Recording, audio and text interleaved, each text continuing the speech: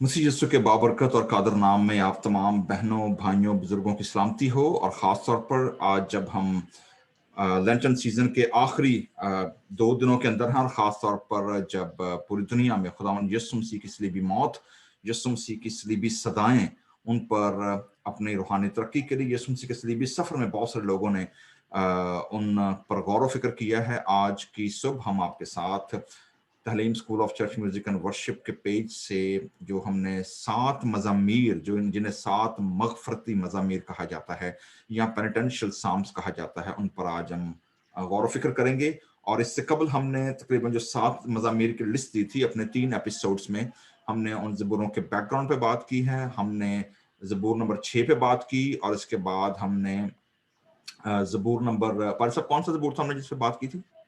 ज़बूर 51 की है। 51, यस, हाँ जी। ज़बूर 51। और आज जो है हम बात करेंगे इसी सीरीज का जो आखिरी ज़बूर है, साम या ज़बूर 143, साम 143।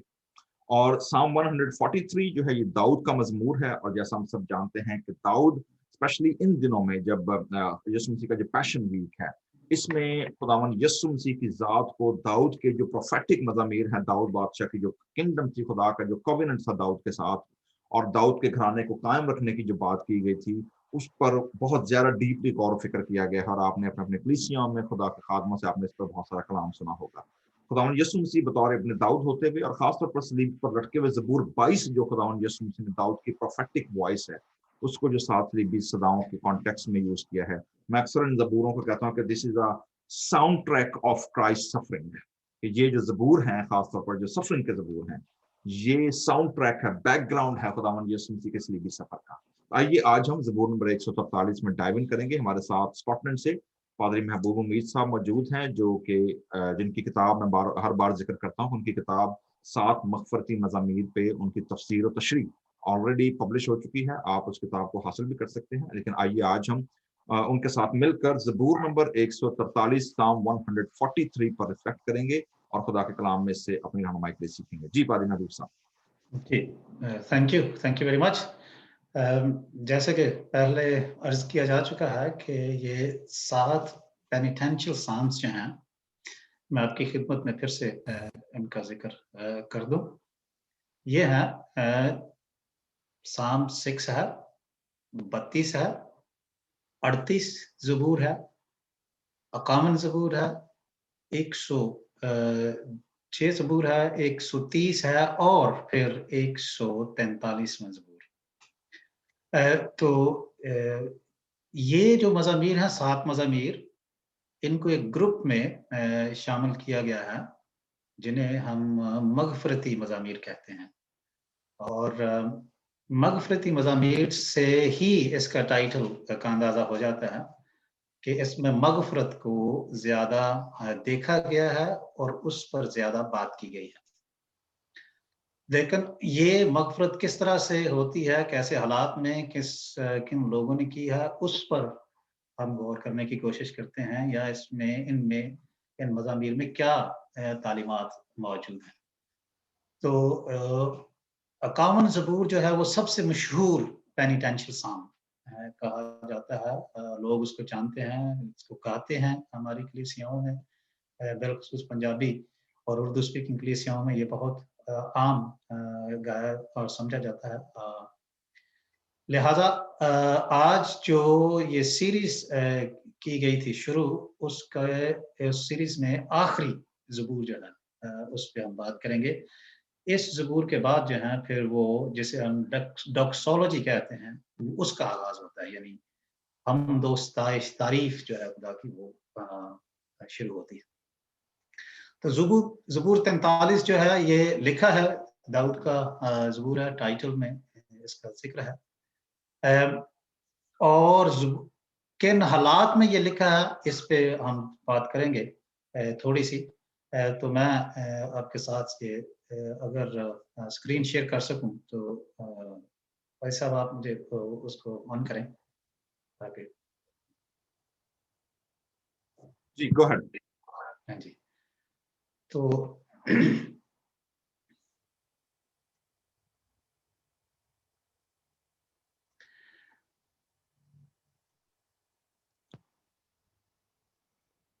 जी, ज़बूर जो 143 है, इसकी बैकग्राउंड जो है हमें कोई हकीकत में या सही एतबार से इसकी कोई सिचुएशन हमें नज़र नहीं आती कि ये किस हालत में या किन हालात में इसको तहरीर किया गया था।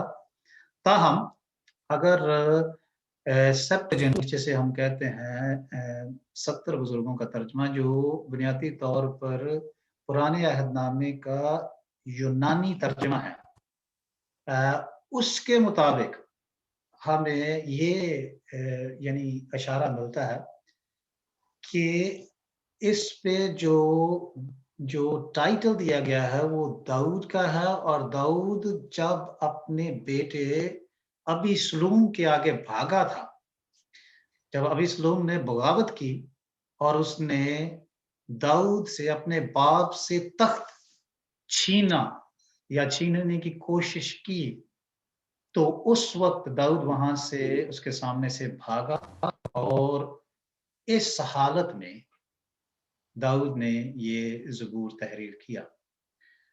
सेंट ऑगस्टीन ऑफ हिप्पो जिसे हम कहते हैं मुकद्दस ऑगस्टीन, बहुत मशहूर पहले या आप कह लें कि अर्ली चर्च हिस्ट्री के उन बुजुर्गों में उनका शुमार है, अबाए कलीसियाई जिन्हें कहते हैं। वो भी अपनी कमेंट्री में, ज़बूरों की कमेंट्री में इसी जो बैकग्राउंड का इशारा करता है, यानी जब दाऊद अबीसलूम के आगे भागा था। ताहम अगर हम तीसरी आयत को पढ़ते हैं तो मुफस्सरीन ये कहते हैं कि तीसरी आयत से, जिसमें लिखा है कि अपने बंदे को अदालत में ना ला क्योंकि जिंदों में से कोई तेरी निगाह में रास्तबाज नहीं है, ये दूसरी आयत है। और तीसरा है, दुश्मन मेरा ताक़ुब कर रहा है, उसने मुझे कुचल कर खाक में मिला दिया, उसने मुझे तारीकी में ऐसे लोगों की मानद रख छोड़ा है जो अरसा हुआ मर चुके हैं। तो मुफस्सरीन इससे अंदाजा लगाते हैं कि जी ये जो है ना, मुझे तारीकी की जगहों में रखा है, उससे वो कहते हैं कि ये असल में उस वाक़ये की तरफ इशारा है या उस वक़्त की तरफ इशारा है जब दाऊद शाऊल के आगे भागा था। और शाऊल जो है वो दाऊद के पीछे उसका ताक़ुब करता फिर रहा था और उसे ढूँढ रहा था ताकि उसे मारे। और दाऊद जो है फिर इसी तरह घाटियों में जो है माउंटेन्स हैं यानी पहाड़ों में छुपता फिरता था। तो ये कहते हैं कि ये उस वक़्त का जो है वो ज़बूर है, उस वक़्त दाऊद ने इस ज़बूर को तहरीर किया। ताहम हालत जो भी हो, जो भी इसकी बैकग्राउंड हो, इसका कंटेंट जो है उस पर हम बात करेंगे। वो हकीकत में पूरी तरह से पेनिटेंशियल है या आप कह लें भगवती नौइयत का ज़बूर है। तो इसके 2 बुनियादी हिस्से हो सकते हैं, मेजर पार्ट्स हैं। पहला हिस्सा है 1 से 6 आयत तक, और दूसरा हिस्सा इसका है 7वीं से 12वीं आयत तक। हम इसको इस तरह से डिवाइड कर सकते हैं। ये दाऊद की, जैसे हमने अर्ज़ किया है कि दाऊद की ये मग़फ़िरती दुआ है, और इसमें 3 अहम चीज़ें हमें नज़र आती हैं। वॉल्टर ब्रुगमैन, मैंने पहले भी इनका ज़िक्र किया है, बहुत ही मशहूर और बहुत आला पाए के स्कॉलर हैं डॉक्टर वॉल्टर ब्रुगमैन, ओल्ड टेस्टामेंट के। वो इस ज़बूर को बयान करते हुए कहते हैं इसमें 3 चीज़ें हमें नज़र आती हैं। एक तो है नीड, यानी ज़रूरत हमें बहुत उभर कर सामने आती है। दूसरी है अर्जेंसी, यानी हालत जो है बड़ी मखदूश है, इसमें मुदाखलत की ज़रूरत है, और दाऊद को इस हालत से निकलने के लिए कोई रास्ता चाहिए जिसका वो इंतखाब करता है, और वो है मग़फ़िरत।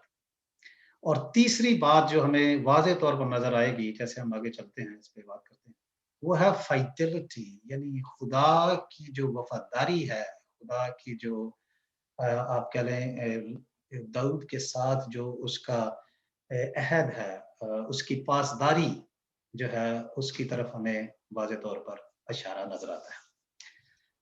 तो जी, देखते हैं पहले हिस्से को। पहला हिस्सा जो है द नीड, यानी जरूरत क्या है। दाऊद जो है एक खास मुश्किल में नजर आता है, और वो मुश्किल जो है उसकी बैरूनी और अंदरूनी दोनों तरह की है। पहली 3 आयत में वो कहता है कि आए खुदावंद मेरी दुआ सुन और सुन ले, मेरी रहम की फरियाद पर कान लगा। दिस इज ए रिक्वेस्ट, ये है उसकी दुआ, और जरूरत उसकी है कि उसकी दुआ सुनी जाए। फिर वो कहता है कि अपनी वफादारी और सदाकत के मुताबिक मेरी निजात के लिए आ। अब यहाँ पे निजात जो है, ये निजात जो हम समझते हैं जिस तरह से, वो नहीं है कि मसीह पर ईमान लाना और फिर बचा जाना, ये निजात नहीं है।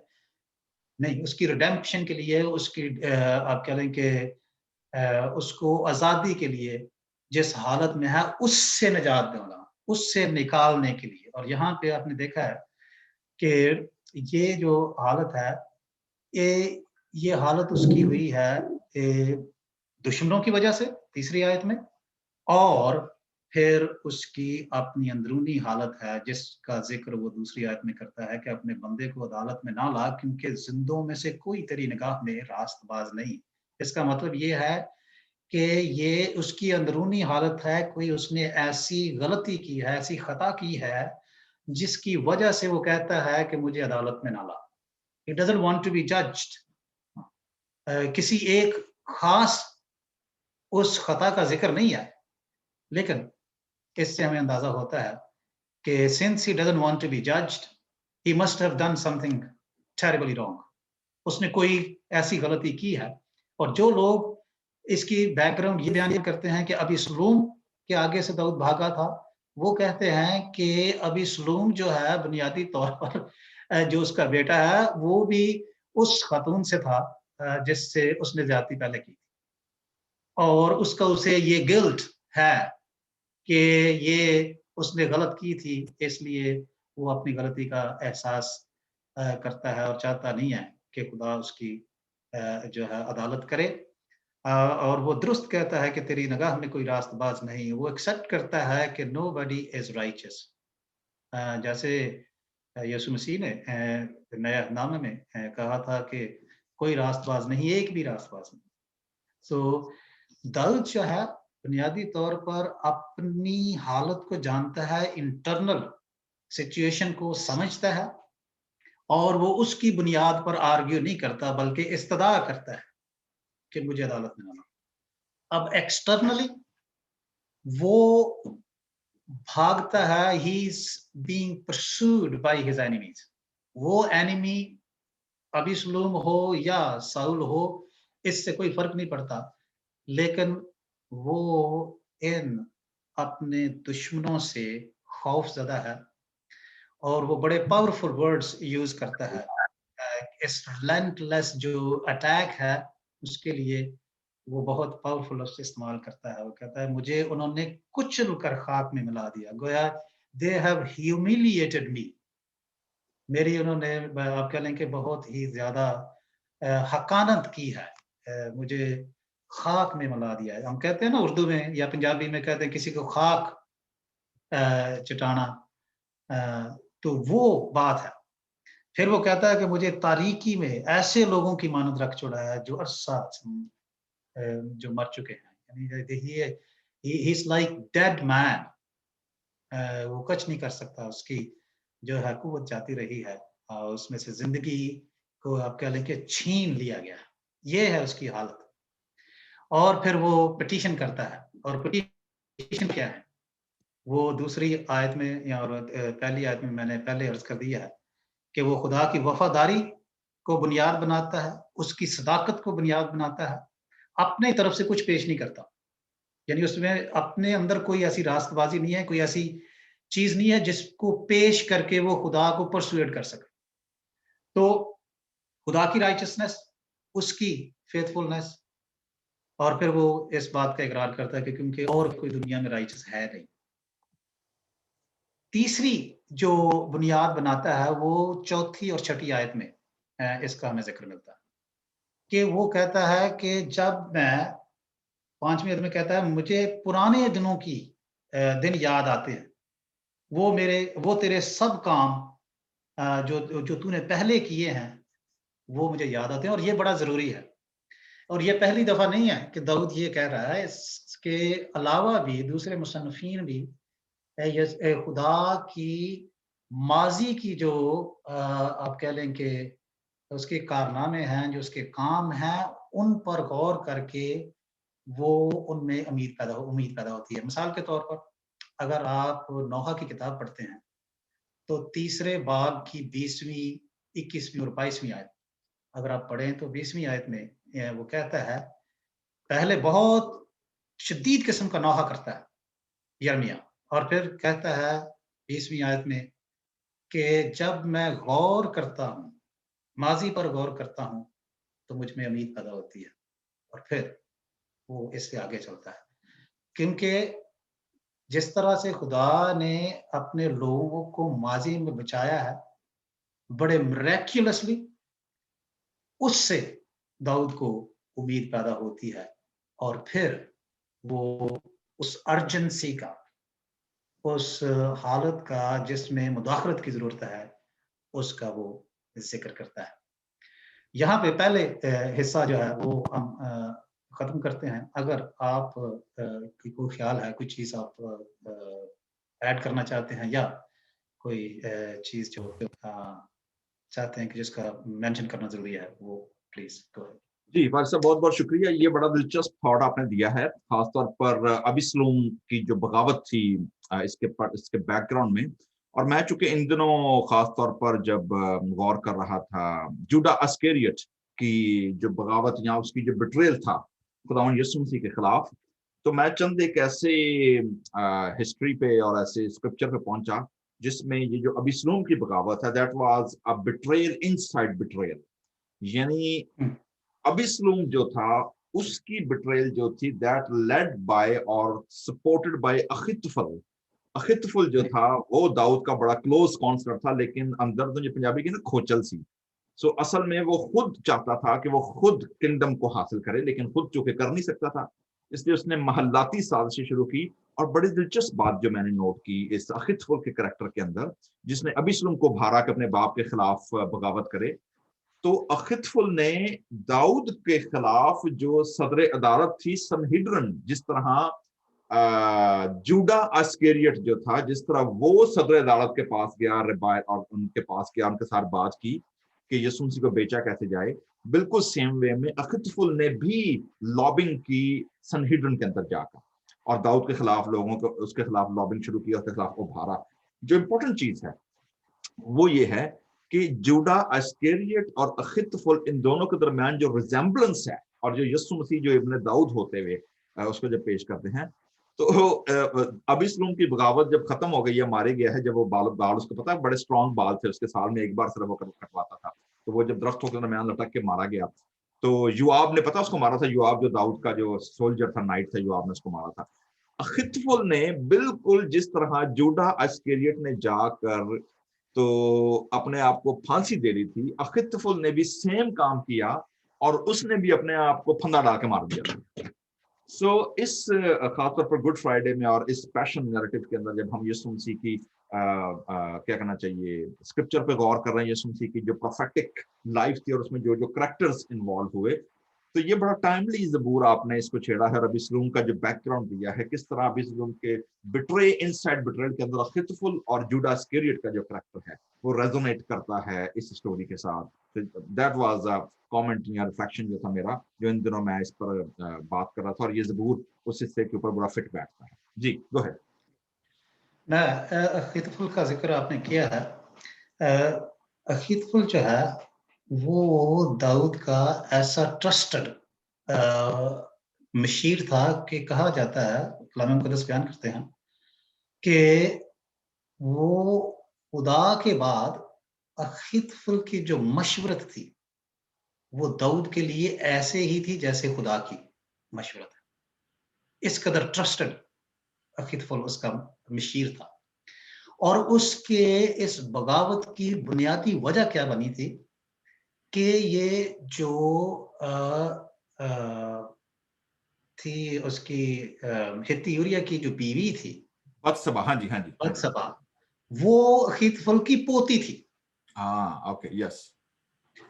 ठीक है, तो उस वजह से जब दाऊद ने उसके साथ ये किया और उसके आप खामद को भी मरवा दिया, तो ये उसके अंदर एक आप कह लें कि बिटर रूट पैदा हो गई उसके अंदर, और वो तकरीबन 8-10 साल तक इसको अंदर उसने इसको रखा, और ये जैसे प्लॉट जो आपने कहा कि तैयार करता रहा कि वो इसके खिलाफ बगावत करे। उसकी वजह ये मैं ये अच्छा, समझता हूँ कि अच्छा, दिलचस्प बात है। अगर आपने आपने जिक्र किया है बत्सबा का, तो अबिसलूम के पीछे भी सेम रीजन थी, क्योंकि अबिसलूम की जो बहन थी, आपको याद है कि दाऊद का जो हाँ जी, उसका जो बेटा था अमनून, सो अमनून ने हाँ जी, अबिसलूम की बहन, मेरे ज़हन में नाम नहीं आ रहा, लेकिन उसने उसका रेप तिम, किया तिम, था अपनी हाँ जी, तमर तमर का नहीं, तिमर तमर तिमर हाँ जी, तिमर नाम था हाँ उसका। जी, हाँ जी, अच्छा, हाँ जी। हाँ तो ये आप देखें कि ये बड़े दिलचस्प कनेक्शन बन रहा है बैकग्राउंड का, कि उधर अबिसलोम भी अपनी बहन के जो उन्होंने उसके साथ ज्यादती की, उसके बदला लेने की। इंतकाम बदला लेने के लिए, उधर अखितफुल अपनी पोती का बदला हाँ लेने जी, के लिए, तो वो लोग जो जी पावर में हैं और खवातीन के साथ बड़ा एंगेज होने की कोशिश करते हैं। याद रखिएगा कि दाऊद बादशाह जैसे लोगों को भी, और अबिसलोम लोगों को, और अखितफुल लोगों को, दैट्स वेरी पावरफुल जेलसी जो है, अजील जो है, ये हमारे शेम एंड ऑनर कल्चर में ये पाई जाती है। That was the same reason behind the story जो हम इस बैकग्राउंड को पढ़ रहे हैं। तो so that just a background comment जो मैं ऐड करना चाह रहा था। जी प्लीज हाँ आगे जी, चलें। जी। और पहले इसलिए ये जो पहला हिस्सा है, इसमें मैंने अर्ज किया है कि वो नीड जो है दाऊद की, वो इस लिहाज से या इस बैकग्राउंड में आप देखें तो बहुत गंभीर चीज है, और सिचुएशन उसकी जो है बहुत खतरनाक हो गई है। उसको आप कह लें कि डीथ्रोन कर दिया गया है। वो आज के आगे भागता फिरता है। और अगर आप वो लोग जो पुराने अहदनामे को पढ़ते हैं और इस स्टोरी को जानते हैं, वो जानते होंगे कि फिर अबीसलूम ने क्या किया और अखीतवल ने क्या किया। अखीतवल चाहता था कि उसने अबीसलूम से किया था कि मुझे तू जाने दे, क्योंकि अभी दाऊद जो है वो थका हुआ है, और उसका सिर्फ एक ही मकसद था, वो कहता है मैंने सिर्फ दाऊद को मारना है और किसी को नहीं। तो दाऊद की जो हालत है, इस सिनेरियो में आप देख सकते हैं कि किस तरह की वो पिटीशन करता है और किस अर्जेंसी से वो ये दाद फरियाद करता है खुदा के सामने। ये है पहला हिस्सा। दूसरे हिस्से में ये अर्जेंसी है, it carries on, it continues दूसरे हिस्से में। और बेसिस जो है इसकी जो है उसकी पिटीशन की, वो थोड़ी सी फर्क हमें नजर आती है। अब ये बात हो रही है खुदा की फाइडेलिटी की, उसकी फेथफुलनेस की। तो उसमें पिटीशंस जो हैं वो पॉजिटिव थोड़ी सी नजर आती हैं। मिसाल के तौर पर 8वीं आयत में अगर आप देखते हैं तो यहाँ पे कंप्लीट ट्रस्ट की बात है। 8वीं आयत में वो कहता है कि क्योंकि मेरा तवक्कुल तुझ पर है,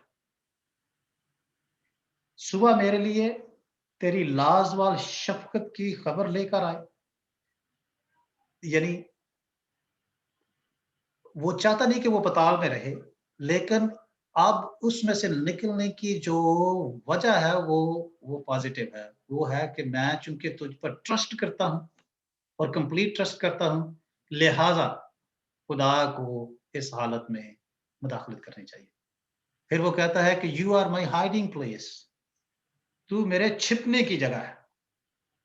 हाँ, तीसरी बात है कि you are my God, and despite the fact कि सारी चीजें अब बड़ी मुश्किल हैं, मेरी हालत बहुत खतरनाक हद तक बिगड़ चुकी है। छठी आयत में अगर आप पढ़ते हैं तो लिखा है कि मैं अपना हाथ तेरी तरफ फैलाता हूँ, मेरी खुश्क जमीन की तरह प्यासी है, मेरी रूह निढाल हो चुकी है। अब ये निढाल होना, ये है ये सिर्फ फिजिकल नहीं है, बल्कि ये मेंटल, इमोशनल, साइकोलॉजिकल फटीग है। और ऐसी तरह से नढाल है जैसे आज के दिन हम यीशु मसीह की सफरिंग्स पर غور کر رہے ہیں تو وہ جیسے نڈھال تھا سلیپ پر، اور وہ جیسے یہ بڑی کربناک آواز میں کہتا ہے کہ اے میرے خدا، اے میرے خدا، تو نے مجھے کیوں چھوڑ دیا. یہ ہے جب سچویشن خطرناک حد تک پہنچتی ہے تو یہ فریاد یسوع مسیح کے منہ سے بھی نکلی. اور داؤد بھی اسی طرح کی فریاد کرتا ہے، لیکن یہاں پہ کہتا ہے because you are my God therefore you have to intervene. اس میں آپ کہہ لیں کہ خدا کی ریپیوٹیشن کو اپیل کرتا ہے کہ تو تیری اپنی جو ریپوٹیشن ہے وہ ایٹ سٹیک ہے. جس طرح سے خروج کی کتاب کے 32ویں باب میں موسیٰ خدا سے آرگیو کرتا ہے، جب لوگوں نے بچڑا بنا لیا اپنے لیے تو خدا کو غصہ آیا اور وہ اس پوری قوم کو کہتا تھا کہ میں برباد کر دوں گا. تو موسیٰ جو ہے وہ خدا کے سامنے شفاعت کرتا ہے، اور اس کی بیسس آرگیومنٹ کی یہ تھی کہ لوگ کیا کہیں گے. خدا کی ریپیوٹیشن کو وہ اپیل کرتا ہے کہ اپنی ریپیوٹیشن کے خدا، لوگ تیرے بارے میں کیا کہیں گے کہ تو اس لیے ان کو نکال کر لایا ہے کہ ان کو یہاں پہ آگے برباد کر دے. تو داؤد یہاں پہ اشارہ کرتا ہے کہ تو میرا خدا ہے، اینڈ دیئر فور، چونکہ تو میری چھپنے کی جگہ ہے اس لیے تجھے یہ مداخلت کرنی چاہیے. اور صرف یہی نہیں ہے، وہ آگے چل کر کہتا ہے کہ because of your righteousness and constant mercy، اس کی بنیاد پر تو مجھے میری مصیبت سے رہا کر. I am your servant، میں تیرا خادم ہوں. اس بنیاد پر بالکل آخری حصہ جو 12ویں آیت کا ہے لکھا ہے کیونکہ میں تیرا بندہ ہوں. I am your servant and therefore you need to do something about it. آخر میں اگر آپ دیکھیں کہ لکھا ہے in the end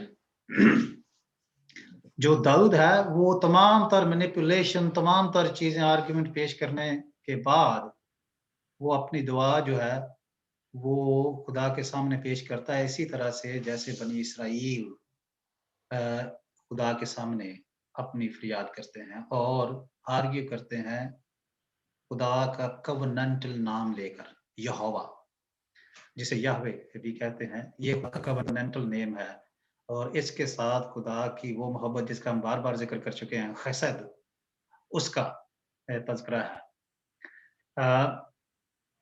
بطور ریپرزینٹیٹیو داؤد جو ہے اسرائیل کا، وہ اپنا کمپلیٹ کانفیڈنس خدا پر ظاہر کرتا ہے. It was entirely of God's free mercy that he looked for deliverance، کیونکہ خدا کے جو رحم ہے وہ اس پر تکیہ کرتا ہے، اس پر بھروسہ کر کے اسی پر وہ کوئی فریاد پیش کر سکتا ہے، کیونکہ اس کے اپنے اندر کوئی ایسی خوبی نہیں ہے. اس لیے وہ کہتا ہے کہ مجھے میری مصیبت سے بچا. مجھے نہ صرف مصیبت سے بچا بلکہ وہ یہ کہتا ہے کہ 10ویں آیت میں مجھے سکھا کہ تیری مرضی پوری کیسے کر سکوں. یہ صرف یہی ہے نا کہ مصیبت سے رہائی یا ٹیمپرری جو ہے وہ ریلیف ملے، بلکہ he is now keen to know God's ways. پھر کہتا ہے تیری نیک روح ہموار زمین پر میری رہنمائی کرے. ہموار زمین کا مطلب ہے کہ ٹیڑھی زمین پر اس کے پاؤں لڑکھڑا سکتے تھے، لہٰذا خدا کا پاک روح جو ہے وہ اب میری رہنمائی کرے تاکہ میں سیدھے راستے پر چلتا رہوں. تو اوورآل میں ختم کروں گا اس کو اس طرح سے.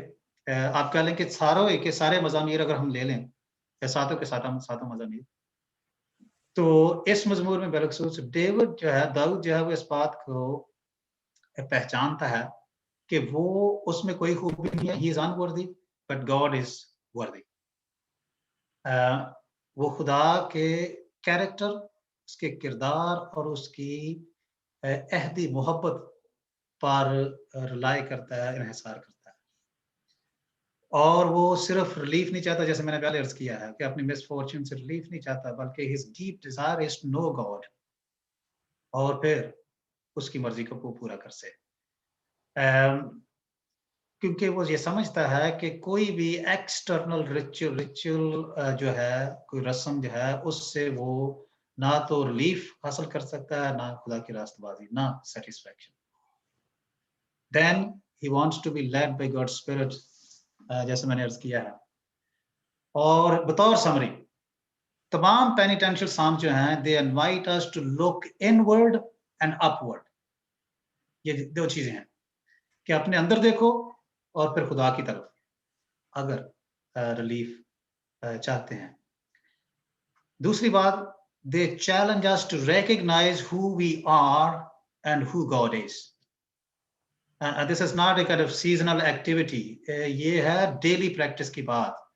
ये सारे मज़ामीर जो हैं, दे यानी ये हमें ये दावत देते हैं कि हम अपने आप को पहचानें और खुदा को पहचानें। आखिर में, आखिरी हिस्सा, वो हमें इस बात की दावत देते हैं कि we must look beyond our circumstances and rely on God, और उसकी जो वफादारी है उस पर इन्हिसार करें।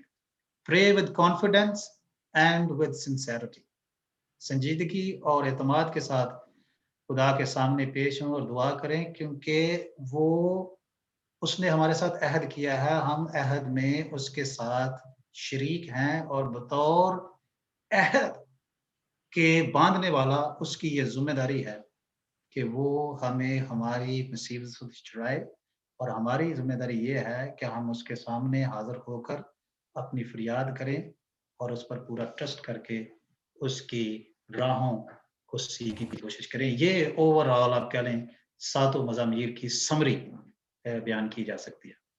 जी। जी पारसा, बहुत बहुत शुक्रिया। और आज जैसा हमने ज़बूर 143 में सीखा, और आपने एक पैटर्न देखा होगा जिसको जैसे ब्रुगमैन की जो क्लासिफिकेशन है कि कोई भी शख्स जो है जब वो ओरिएंटेशन से डिसओरिएंट होता है, उसके बाद रीओरिएंट जो होता है, अपने आप को दोबारा से बहाल जब करता है, तो दिस द होल पैटर्न जिसमें हम मगफरती मज़ामीर में देखते हैं। और अगर मैं इसको अपने कॉन्टेक्चुअल में अगर हम इसको नाम दें तो इट्स काइंड ऑफ लाइक आप अपने दुख जो हैं और आपकी जो मुसीबत है उसमें आप खुदा से फरियाद करते हैं, और वो फरियाद जो है वो खुदा के बेस जो है फरियाद की, वो आपकी अपनी रास्तबाजी, आपके अपने हालात नहीं है, बल्कि जैसे ज़बूर इस 8वीं आयत में लिखा हुआ है कि मैं गुज़श्ता ज़मानों को याद करता हूँ। आपकी जो मेमोरी है जो खुदा के साथ, जो आपका पहला इश्क था, जिसे खुदा मुकाशफा किताब में कहता है कि याद करके तू कहाँ से गिरा है, या याद करके या तूने पहले से मोहब्बत छोड़ दी है, या खुदा का जो प्लान हमारे दरमियान, whatever the reason behind this, खुदा कहता है कि उसे याद किया जाए, उसको मेमोराइज किया जाए। और जब हम उस मेमोरी में से गुजरते हैं तो उस मेमोरीज में से गुजरने के बाद जो है फिर हम जो है उस जगह पर पहुंचते हैं जहां हमारी जो दुख है, जो हमारा दर्द है, वो दुआ की सूरत में खुदा के सामने पहुंचा, और फिर वो दुआ जो है वो दवाई की सूरत में, या जो मेडिसिन है, जो एनेक्डोट है एंग्विश के बाद, वो खुदा अपने प्रोमिसेस के वसीले हमें देता है। और ये एक आपको पैटर्न मिलेगा कि एक सतह पर आप बिल्कुल डार्कनेस में हैं, डार्कनेस से आपकी फरियाद ऊपर जाती है, और वहां से जब रिस्पॉन्ड आता है तो वो रिस्पॉन्ड जो है वो आपके अंदर तसल्ली और इत्मीनान जो है उसको भर देता है। और यही पैटर्न हम खुदावंद यीशु मसीह के सलीब में भी देखते हैं, यीशु मसीह के दुखों में भी देखते हैं कि खुदावंद यीशु मसीह कैसे खुदा को एड्रेस करते हैं अपनी मुसीबत में, अपने दुख में, बाग गसमनी की कर्ब की हालत में। और फिर हम देखते हैं कि सलीब पर लटके हुए भी खुदावंद यीशु मसीह की जो सिचुएशन है उसके साथ है। लेकिन जो ज़बूर 22 और जो ज़बूरों के अंदर जो पैटर्न हमने देखा है कि वो सिर्फ मुसीबत में तकलीफ पर खत्म नहीं होता, बल्कि होप उसके अंदर जो है वो उसके अंदर जो है वो रिकिंडल होती है, और फिर उस होप के साथ आगे जो फ्यूचर है वो ब्राइट है, टनल के एंड में हमें लाइट नजर आती है। तो ये पूरा पैटर्न है। पेनिटेंशियल साम हमारी मदद करते हैं कि अपनी जिंदगियों में हम किसी भी डार्कनेस में से गुजर रहे हैं, किसी भी नाउमीदी में से गुजर रहे हैं, तो मेरे जीजो खुदा के सामने भरोसा रखें, खुदा के सामने अपने दिल को, अपनी परेशानी को उंडेलें, और फिर आप देखें कि खुदा कैसे उसमें काम करता है। जैसे हमने पिछले ज़बूर में बात की थी, वेटिंग इज आल्सो वर्शिप, इंतजार जो है खुदा का करना वो भी इबादत है। और बाज़ औक़ात हम सिर्फ हमारी जो वर्बल या हमारे जो एक्शंस हैं उनको शायद हम वर्शिप कहते हैं। साइलेंस, सॉलिट्यूड और जो क्या कहना चाहिए वेटिंग है, इसको हम वर्शिप में शामिल नहीं करते। मगफरती मज़ामीर हमें सिखाते हैं कि वेटिंग इज आल्सो वर्शिप। आइए हम अपनी जिंदगियों में खुदा के इस कलाम को, पैगाम को लेकर आगे बढ़े। पारी साहब, बहुत बहुत शुक्रिया आपका, और आपकी सारी खिदमत के लिए, सारे डिवोशन के लिए, सारे इस शेयरिंग के लिए जो आपने की, تاکہ ہم زبوروں کو نئے انداز سے سیکھ سکیں، جان سکیں۔ ہمارے ساتھ جڑے رہیے گا تاکہ ہم آنے والے ایام میں خاص طور پر جب ہم پینتیکوسٹ کے حوالے سے اور پوسٹ ایسٹر کے سیزن میں جب ہم جاتے ہیں تو ہم خدا کے کلام میں سے اور کیا سیکھ سکتے ہیں۔ اپنے اور اپنے گھرانے کا خیال رکھے گا۔ آپ سب کو خداوند یسوع مسیح کے جی اٹھنے کی عید مبارک ہو۔ Thank you. Thank you.